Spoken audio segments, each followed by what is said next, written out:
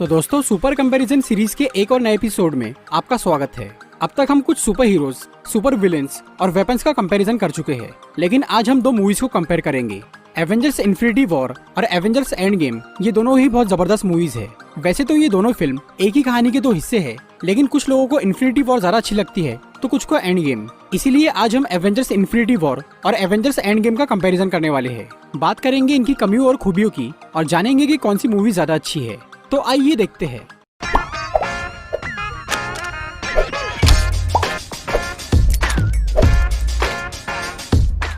Infinity war, जहां इस movie ने कई अलग अलग मूवीज को जोड़कर एक नई कहानी की शुरुआत की थी, वहीं एंड गेम ने उस जोरदार कहानी को सही तरह से खत्म किया। ये दोनों ही मूवीज अपनी अपनी जगह बहुत इंपॉर्टेंट है, इसीलिए इनमें से किसी एक को चुनना थोड़ा मुश्किल काम है। तो चलिए एक एक करके इन मूवीज के सभी पॉइंट्स को कंपेयर करते हैं। सबसे पहले बात करते हैं स्टोरी की।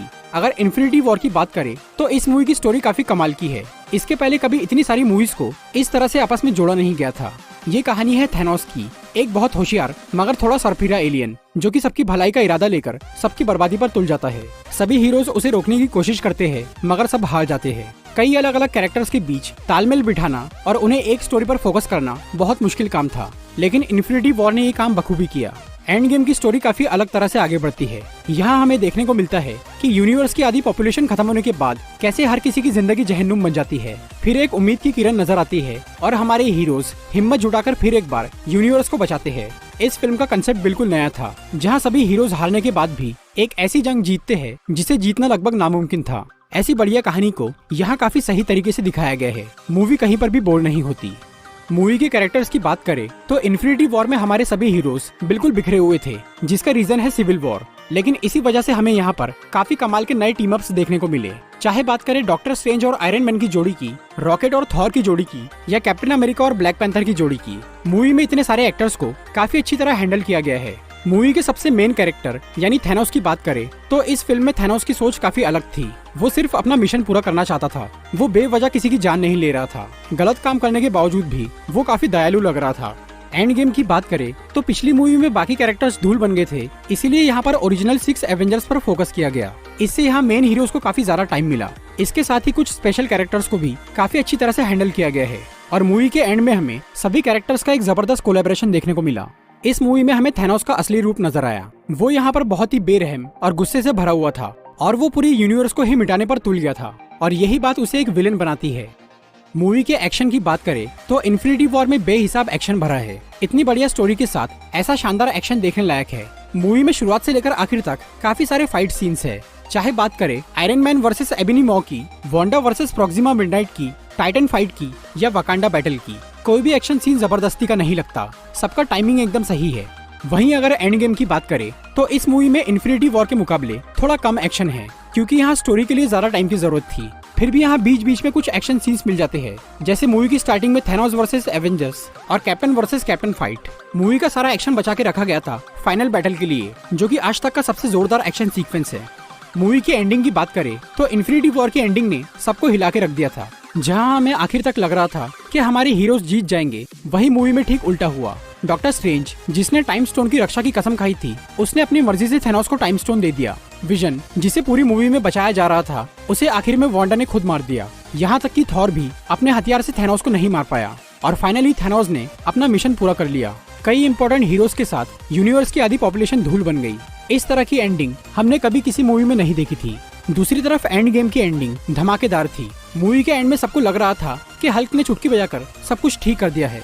तभी कहानी ने एक नया मोड़ लिया। जिस थैनोस का किया धारा सुधारने में हमारे हीरोज ने इतनी मेहनत की थी, वो फिर से सब कुछ बर्बाद करने के लिए वापस आ जाता है। और जब सब हारने की कगार पर आ जाते हैं, तब एंट्री होती है उन सब की जो कि अभी अभी मौत के मुंह से वापस लौटे थे। इस सीन ने तो सबको हिला के रख दिया था। इस मूवी के एंड में न सिर्फ जोरदार एक्शन है, बल्कि यहाँ कुछ कैरेक्टर्स को प्रॉपर सेंड ऑफ भी मिला। ये सब तो हुई इन मूवीज के डिफरेंसेस की बात। अब बात करते हैं कि कौन सी मूवी ज्यादा अच्छी है। एवेंजर्स इन्फिनिटी वॉर और एवेंजर्स एंड गेम, बेशक ये दोनों ही आज तक की सबसे बढ़िया सुपर हीरो मूवीज है, लेकिन जब बात आती है इनमें से किसी एक को चुनने की, तो इस मामले में एंड गेम जीत जाती है। भले ही Infinity War one of the best superhero movie है, लेकिन वो एंड गेम की बराबरी नहीं कर सकती, जिसके कई रीजंस है। स्टोरी की बात करें तो इन्फिनिटी वॉर की स्टोरी काफी कमाल की है, लेकिन इसकी कहानी में ज्यादा नयापन नहीं था। कॉमिक बुक फैंस ये जानते थे कि थैनोस इन्फिनिटी स्टोन्स जमा करके यूनिवर्स की आधी पॉपुलेशन खत्म करना चाहता है और उसने ऐसा किया भी। लेकिन एंड गेम की स्टोरी कॉमिक से बिल्कुल अलग है। टाइम ट्रेवल का यूज करके इन्फिनिटी स्टोन्स को वापस लाना और सब कुछ ठीक करना, ये बिल्कुल नई कहानी है। मूवी के पेस की बात करें तो इन्फिनिटी वॉर एकदम स्ट्रेट फॉरवर्ड मूवी है। इसमें सांस लेने तक की जगह नहीं है। इस वजह से इस मूवी में कुछ चीजों की कमी रह गई, जैसे कि कॉमेडी और ड्रामा। लेकिन एंड गेम बिल्कुल सही रफ्तार से आगे बढ़ती है, इसीलिए इसमें किसी भी बात की कोई कमी नहीं है। इसमें कॉमेडी और ड्रामा भरपूर है। इन्फिनिटी वॉर के टाइट प्लॉट की वजह से इसमें कैरेक्टर डेवलपमेंट पर ज्यादा ध्यान नहीं दिया गया था। यहाँ तक कि कैप्टन अमेरिका जैसे इंपॉर्टेंट हीरो को भी मूवी में ज्यादा टाइम नहीं मिला। लेकिन एंड गेम में हर कैरेक्टर पर फोकस किया गया है। हॉकाई का फैमिली लॉस, थॉर का डिप्रेशन, हल्क का ट्रांसफॉर्मेशन और टोनी और स्टीव का रीयूनियन, ये सब देखने लायक है। मूवी की एंडिंग की बात करें तो इन्फिनिटी वॉर की एंडिंग एकदम हैरान करने वाली है। हालांकि स्टोरी के हिसाब से इस मूवी को ऐसे ही खत्म होना था, लेकिन अपने हीरोज को हारते हुए देखना किसी को पसंद नहीं। इसी वजह से ये मूवी कहीं ना कहीं इनकम्प्लीट लगती है। दूसरी तरफ एंड गेम की एंडिंग लाजवाब थी। मूवी के फाइनल बैटल की तो जितनी तारीफ की जाए उतनी कम है। भले ही एंड में आयरन मैन को मरते हुए देख के सबको बहुत बुरा लगा, लेकिन ये एक परफेक्ट एंडिंग थी। इसके साथ ही कैप्टन अमेरिका की स्टोरी को भी यहाँ अच्छी तरह कंप्लीट कर दिया गया। किसी भी अच्छी कहानी को शुरू करना तो आसान होता है, पर उसे खत्म करना बहुत मुश्किल होता है। इन्फिनिटी वॉर ने एक अच्छी शुरुआत की थी, लेकिन अगर इस कहानी का अंत सही तरीके से नहीं होता तो पूरा मजा किरकिरा हो जाता। इसीलिए एंड गेम पर एक बड़ी जिम्मेदारी थी, जो कि इसने अच्छी तरह निभाई। एंड गेम के बेहतर होने का एक और रीजन ये है कि ये एक बहुत इम्प्रेसिव मूवी है। इसमें कई ऐसे सीन्स है जो कि ऑडियंस को बहुत हैरान और खुश करते हैं। चाहे बात करें पोर्टल ओपनिंग वाले सीन की, कैप्टन मार्वल की एंट्री की, कैप्टन अमेरिका के म्यूनिर उठाने की या आयरन मैन की चुटकी बजाने की, ऐसे कई सीन्स है जो कि इस मूवी को बहुत औसम बनाते हैं। यही सब रीजंस है कि Avengers end game Avengers infinity war से ज्यादा अच्छी मूवी है। तो दोस्तों, ये था एवेंजर्स इन्फिनिटी वॉर और एवेंजर्स एंड गेम का एक कंपैरिजन वीडियो। अगर आपको ये वीडियो अच्छी लगी हो तो इसे